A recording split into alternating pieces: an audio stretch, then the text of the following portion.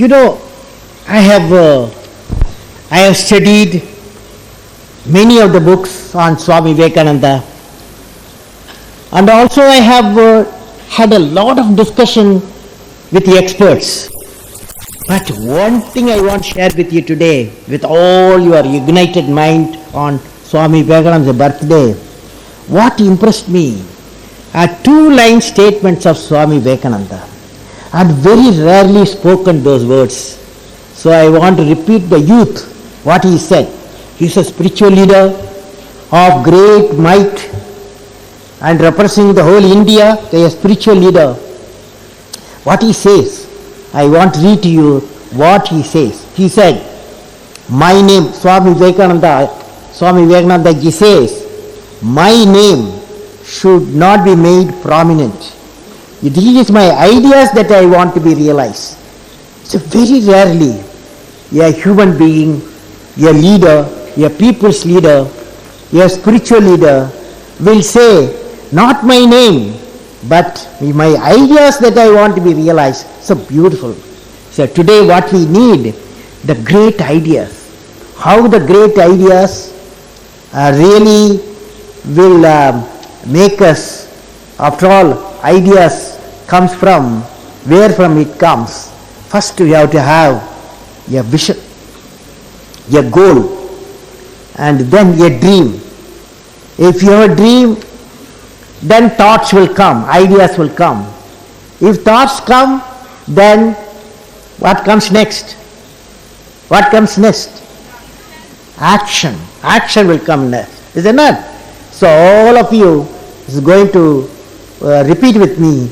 Dream transforms into thoughts. Thoughts result into action.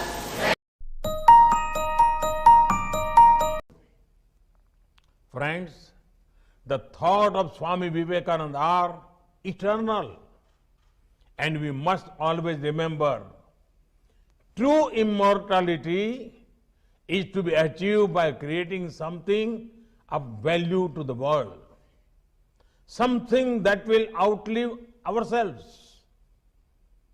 Our Puranic stories teach us something valuable.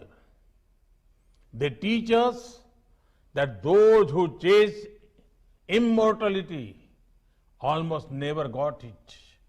But those who had the goal of serving others almost always became immortal. As Swamiji himself said, only those live who live for others. This can also be seen in Swami Vivekananda's life. He did not go out to achieve anything for himself. His heart always beat for the poor of our country. His heart always beat for the motherland which was in chains. Friends, Swami Vivekananda did not see spiritual and economic progress are mutually exclusive. Most importantly, he was against the approach where people romanticize poverty. In his lectures about practical Vedanta, he says, and I quote, the fictitious difference between religion and the life of the world must vanish, for the Vedanta teaches oneness, unquote. Swamiji was a spiritual giant, a highly elevated soul. Yet, he did not renounce the idea of economic progress for the poor.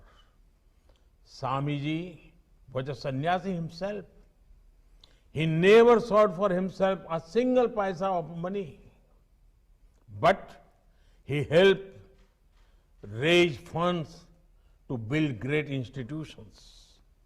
These institutions have fought poverty and promoted innovation. There's another link that binds us. More than 100 years ago, America welcomed a son of India, Swami Vivekananda. And Swami Vivekananda helped bring Hinduism and yoga to our country. And he came to my hometown of Chicago. And there, at a great gathering of religious leaders, he spoke of his faith and the divinity in every soul and the purity of love. And he began his speech with a simple greeting: sisters and brothers of America. So today, let me say, sisters and brothers of India.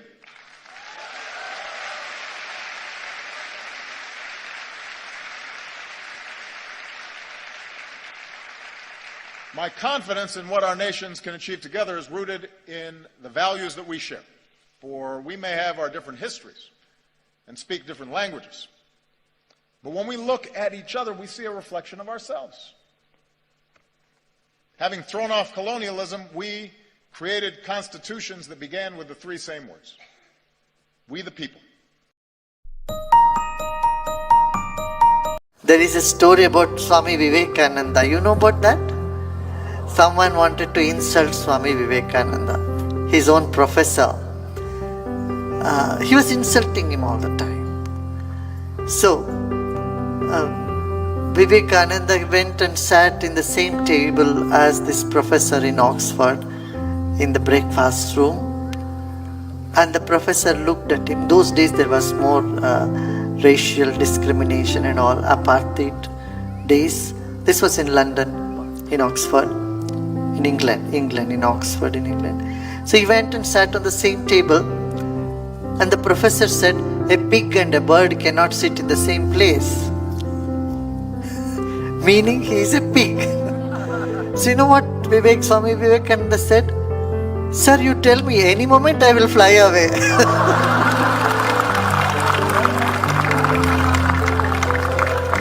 Sir, you tell me, any moment I will fly away. And then he flew and went, he just went and sat in another place.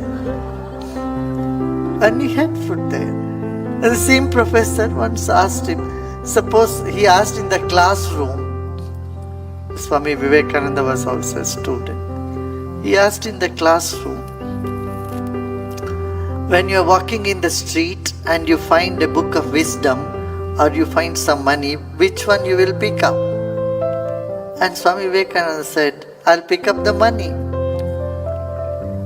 I said, look, this is your nature, your culture, you pick up money, you don't care for wisdom. You know what Swami Vivekananda, then he made a big fun of it. You know, you are beggars, you only pick up money, you have no respect, you have no ability for knowledge and all that. Swami Vivekananda said, we only pick up what we don't have. Because the professor said, I will pick up the wisdom book. Money I don't care, if you have wisdom you will get money.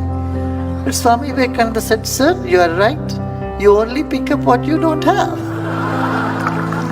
So, this is how you have to counter an insult with humor. A humor to humor, not with guns. Counter an insult with humor, not with